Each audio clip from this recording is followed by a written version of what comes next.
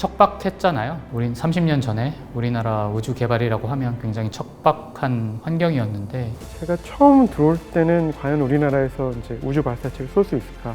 우리 반의 인공위성이 제대로 돌까? 이런 고민들을 많이 했었고 그랬는데 불리한 여건에서 지난 30년간 사실 종사자분들의 그 많은 헌신적인 노력이 있었고요. 그리고 정부의 그 좋은 그 전략과 정책, 그리고 가장 무엇보다 국민들의 그 아낌없는 지지와 성원에 힘입어 빠른 시간 내에 많이 성장을 했다라고 저는 그렇게 보고 있습니다. 한국과 비슷한 시기에 비슷한 조건에서 시작한 30년 전에 많은 나라들이 한국만큼 이룬 나라가 많지 않습니다. 우리는 자부심을 가질 수 있다.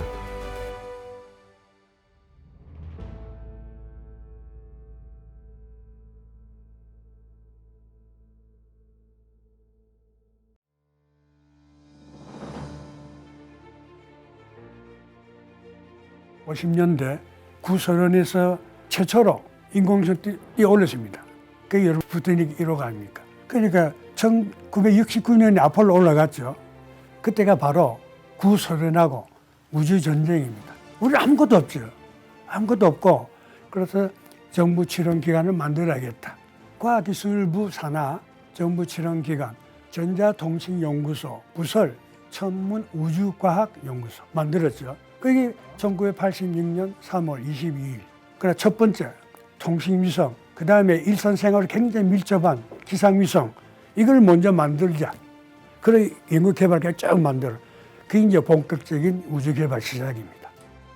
우리나라가 어떻게 지금 현재의 우주개발 체제를 갖추어 가게 되었나, 거슬러 올라가면 국가적으로 우주개발이 필요하겠다라는 인식이 싹트기 시작했고, 정부 차원에서도 이제 검토를 본격적으로 하게 되었던 때가 이제 1980년대입니다.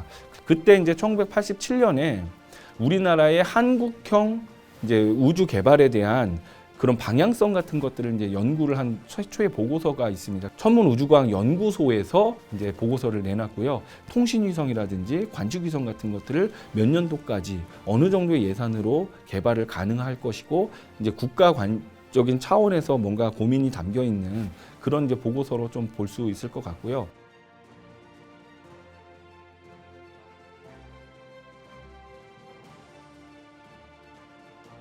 카이스트 학부과정입니다만 여름학기 시절에 최순달 학장님께서 공고를 내셨는데, 우주 분야의 선구자가 될 수 있는 친구들을 찾는다 라고 하는 그 공고를 보면서 이거 해봐야겠다.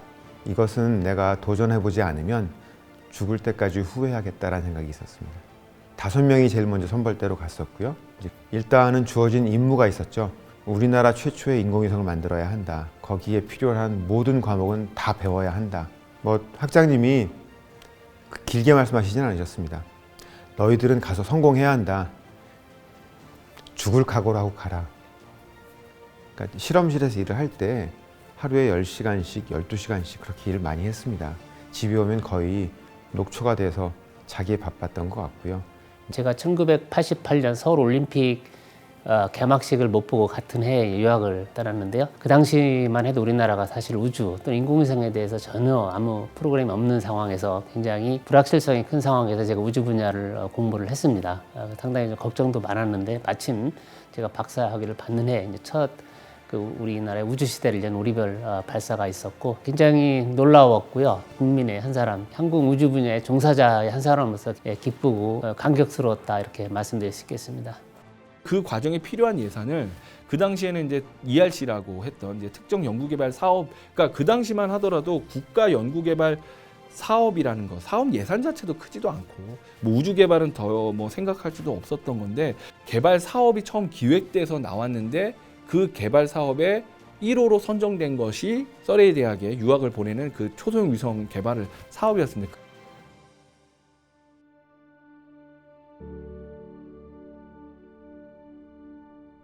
2005년도에 수출하고 2009년에 발사했거든요.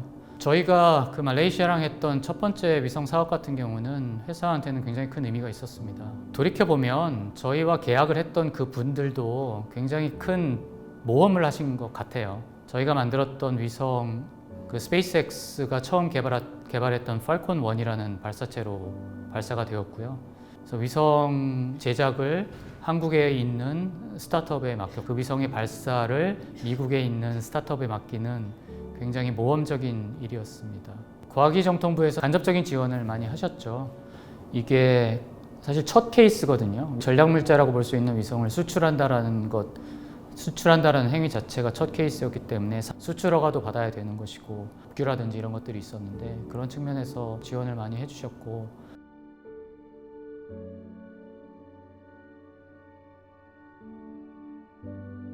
우리 이소연 박사가 국제우주정거장 갈 때 제가 담당 사무관이었어요. 이제 우주인을 배출함으로써 어떤 기술적인 진보도 있고 또 우리 국민들에게 우주에 대해서 뭔가 이렇게 희망이 있고 할 수 있다. 처음에 시작을 했었고 정부는 처음부터 별도의 TF를 만들었어요. 기획부터 시작해서 끝날 때까지 정부가 좀 책임을 지고 끌고 가고 이소연 박사가 또 아주 잘해줘가지고 또 국민들이 굉장히 열광했어요. 당시 신문들을 보면 이렇게 일면에 다 톱으로 나왔어요. 그 과학 기술로 전 신문을 다 우리나라에 이렇게 이렇게도 할 수 있구나.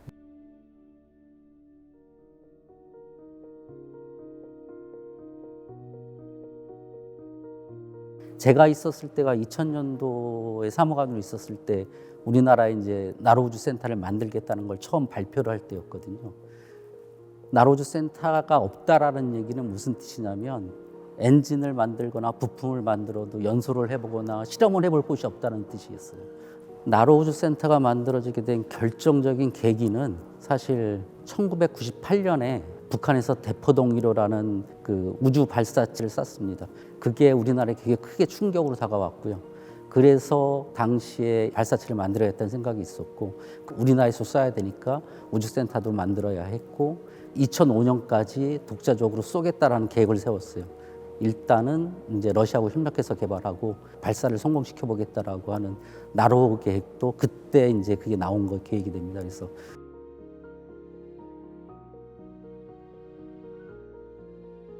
개인 연구자 입장에서 한 번도 저도 처음 겪어보던 거다 보니까 실패할 수도 있지 않을까라는 생각이 항상 있었습니다. 그러니까 이제 발사를 끝마치고 올라오면서도 실패를 했다가 주변에 이제 그 계속 얘기들도 좀 있고 굉장히 좀 미안하다고 해야 되나? 죄책감. 어떻게 보면 국가대표들이 가서 그 축구 경기를 해서 이제 지고 들어왔을 때 하고 느낌이 좀 비슷했습니다. 그러니까 실패를 하면은 배우는 게 굉장히 많거든요. 우리가 지금까지 개발해왔던 걸 다 처음부터 훑어보면서 어느 부분이 문제였을지를 찾게 되거든요. 1차, 2차 발사 때는 이제 제가 담당은 안 하고 저는 사고 조사 때 들어갔었는데 체육에 비교하면 띠틀에 2번을 뛰는데 처음에는 그래도 아쉽게 착지하다가 조금 넘어진 거고 두 번째는 이렇게 도움닫기 하다가 조금부터 잘못됐으니까 이게 그 당시 여론도 이제 두 갈래로 막 이렇게 했던 것 같아요. 이렇게 계속해서 이런 식으로 하는 게 맞냐, 아니면 처음부터 다시 짜야 되냐, 아니다, 한 번 더 도전하고 해보자 이런 상황에서가 굉장히 이제 힘들었던 것 같아요. 예. 기술이라는 것은 실패를 먹고 또 성공으로 올라가는 거잖아요. 뭐 중압감은 컸지만 그럴 때일수록 이제 우리 공무원이니까 또 원칙을 가지고 하면은 또 진정성이 받아들여지거든요.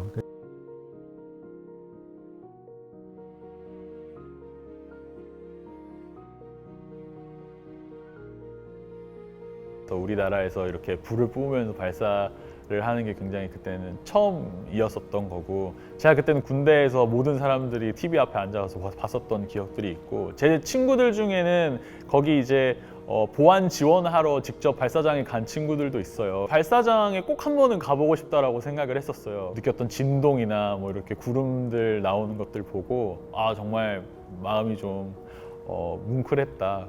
가장 우리나라 우주개발사에서 기억이 남는 부분 중에 하나이지 않나 생각합니다.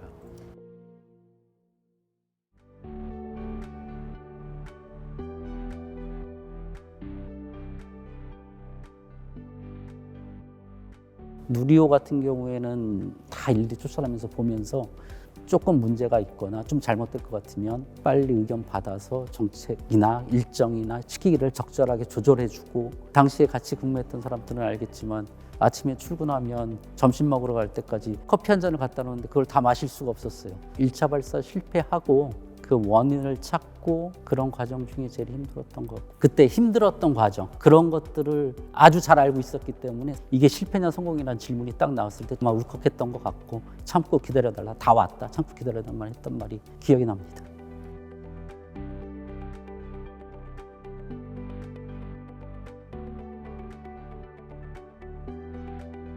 누리호 성공했을 때는 제가 사실 이제 데이터를 직접 보고 있는 입장에서 이제 우리가 해냈구나, 어떻게 보면 역사상 처음 있는 일이라고 볼 수가 있거든요. 우리 손으로 궤도에 이제 넣는 거다 보니까 이제 그런 거를 보면서 사실 굉장히 기뻤는데 사실 거기서는 표현을 잘 못했고요. 왜냐하면 그 뒤에 위성도 분리하고 계속 후속 절차들이 있고 그 다음에 이제 또 그 추적을 위해서 또 보고를 해야 되는 절차들이 있다 보니까 그 업무를 하느라고 좀 너무 바빴고 그랬고 끝나고 나니까 이제 좀 실감이 많이 갔습니다. 이제 누리호는 이제 순수하게 우리가 다 했다라는 약간 자부심을 가질 수 있는 부분입니다. 뿌듯하고 이제 뭉클하고 이제 그런 부분이 있습니다. 2차 발사에서는 첫 위성을 시험 위성이긴 하지만 정상적으로 작동하는 그 시험 위성을 이제 발사를 해서 성공을 했죠. 우리나라 우주 개발의 기념비적인 어떤 이정표가 아니었나 이렇게 생각하고 있습니다. 또 그때 저희 연구실에서 개발한 큐브 위성 랑데브라는 위성이 탑재가 돼서 위성이 이제 나 잘 있다 정상이다라고 딱 보냈을 때 그 순간을 글쎄요 말로서 표현하기 굉장히 좀 어렵고 좀 감동적이고 굉장히 감격적인 목이 매는 그런 순간이었고 국민들께서도 열광하시고 좋아하시지만 외국에서 보고 또 파트너가 볼 때는 코리아를 협력 파트너로 동등한 레벨로 봐줄 수 있겠네? 같이 우리 한번 프로젝트 이야기해 봅시다. 파트너가 되는 거죠. 국제적으로 나가도 이제 한국의 이야기를 좀 해보라고 하는 데도 있고 4차, 5차 발사할 거잖아요. 거기에 대해서도 굉장히 물어보고 관심을 많이 갖고 이제 파트너가 어떻게 될 수 있냐 뭐 이런 게 많이 들어와요. 예.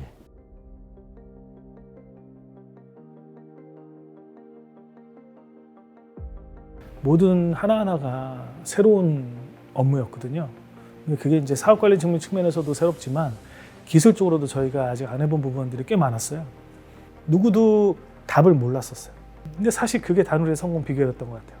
처음 했기 때문에 스트레스가 많았죠. 겁이 많았습니다. 그러다 보니 준비를 더 하게 되는 거예요. 실수가 없었죠. 가치 있는 결과는 기술과 경험과 평가를 만들어낼 수 있는 엔지니어, 설계자들, 운영자들, 사업 관리자들이 우리나라에 보유하고 있다는 게 좀 가장 큰 결과물인 것 같고요. 우주 탐사가 사실은 다누리가 처음이잖아요. 우리나라 입장에서는. 진짜 우리나라와 같은 나라가 많지는 않을 거예요. 왜냐하면 사회 분위기도 많이 바뀌었는데도 불구하고 10년짜리 발사체를 하겠다라든지 아니면 위성을 하겠다라든지 하고 난 다음에 그 일이 끝까지 이루어졌잖아요. 이 일을 계속 해야 되겠다라고 판단하실 수 있었던 이유는 국민들이 그걸 다 좋아하고 지지하고 그것들 위해서 세금을 쓰는 것에 대해서 즐거워했기 때문에 그랬을 거라고 저는 생각합니다. 연구자들의 어떤 집중력 있는 시도와 도전적인 생각들 그리고 또 국민들의 지지 또 그것들을 다 아우를 수 있도록 정책적인 어떤 판단과 이런 것들을 지속적으로 할 수 있도록 돕는 여러 가지 손길들이 같이 힘을 합쳐진 결과물이 아닐까 싶습니다.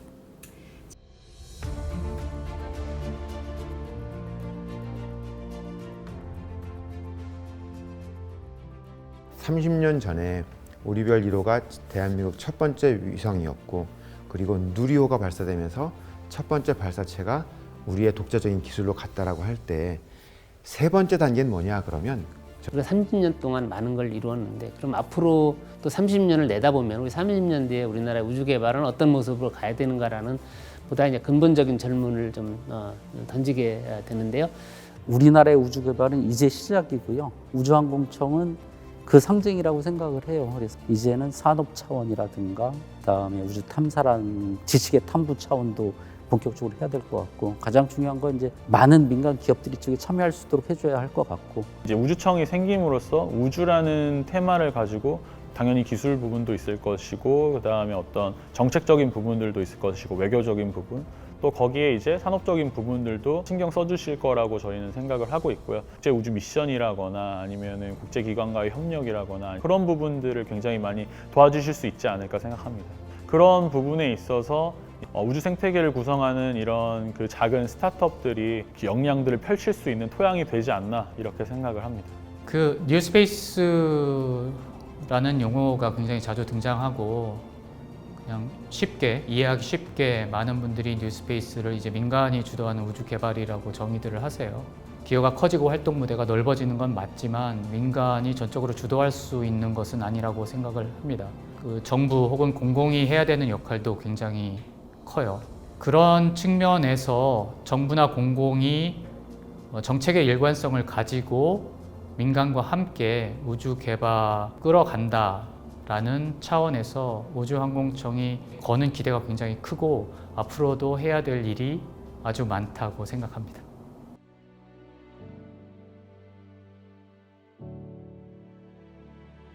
지금 우리가 안 하면 누가 하죠? 인류는 끊임없이 새로운 것을 찾아내려고 하고 있고 새로운 것에 대해서 탐사하고 또 알아보려고 하고 인간의 본성을 가지고 있는 존재들이잖아요. 이제는 그런 질문들에 대해서 누군가 대답을 해야 되는 거고 그 대답은 지금 내딛게 되면 내 후배들, 내 아이들이 두 발짝 더 나갈 수 있는 거고요. 갈 수 있는 만큼 그러면 우리는 내디딜 필요가 있고 그것을 기반으로 해서 우리 후배들, 우리 아이들이 거기에서 더 나갈 수 있으리라는 믿음 때문에 우리가 이 일을 하고 있는 거죠. 저는 우주 탐사가 향후 인류의 미래를 존재를 결정짓는 당연히 인류가 해야 되는 의무가 아닐까? 그런 측면에서 보면 너무 그렇게 우주 탐사라는 게 뭐 돈이 많이 드는 그다음에 지금 당장 혜택이 없는 걸 수도 있지만 어떤 사람 시각에서 봤을 때는 하지만 지금 시작하면서 인류를 미래를 위해서 저희가 당연히 준비를 해야 되는 어떻게 보면 너무나 자연스럽고 너무나 당연한 우리가 해야 되는 일이 아닐까라고 싶습니다. 궁극적으로는 우주 개발은 인간성의 확장이라고 생각합니다. 우주 개발을 통해서 인간을 되돌아보는 계기가 되는 것이라고 생각하고 인간성이라는 것, 휴머니티, 인간됨이라는 것이 지구를 벗어나서 이제 확대가 되는 것으로 저는 이해를 하고 있고요. 마치 그것은 우주 개발을 하면서 우리 인류 문명이 발전해온 어떤 방식이라든지 그런 부분에 대해서 되돌아보고 성찰할 수 있는 많은 질문거리를 이렇게 주는 것 같아요. 학교 다닐 때 중고등학교 때 밤에 들어누워 자면 별이 막 쏟아져요. 그 별을 보면서 자, 저 별이 왜 안 부딪히고 저 우주의 끝에 뭐가 있나. 이게 우주란 꿈을 향해 가는 과정이라고 생각해요. 네, 제 삶의 일부고요. 아주 많은 인스피레이션을 주고 있고 도전과 낭만이 공존하는 게 우주가 아닌가라는 생각을 하고요. 저희가 지상에서 그리고 상상했던 그리고 꿈꿨던 그런 결과물을 실현시키는 꿈의 무대, 꿈의 현장, 그런 느낌입니다.